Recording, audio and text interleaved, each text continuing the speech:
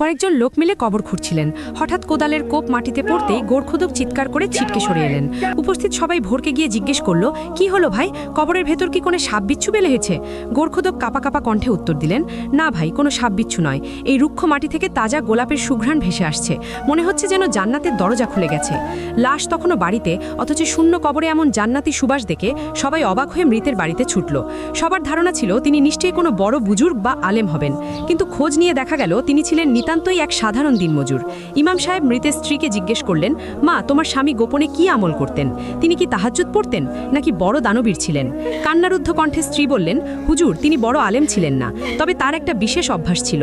কাজের ফাঁকে ও প্রতিটা শ্বাস প্রশ্বাসের সাথে তিনি সবসময় নবীজির উপর দরুদ শরীফ পাঠ করতেন। একথা শুনে ইমাম সাহেবের চোখ দিয়ে পানি গড়িয়ে পড়ল। তিনি বললেন, যার হৃদয়ে নবীজির প্রেম আর মুখে সবসময় দরুদ থাকে, কবরের মাটি বা জাহান্নামের আগুন তাকে স্পর্শ করার সাহস পাবে না।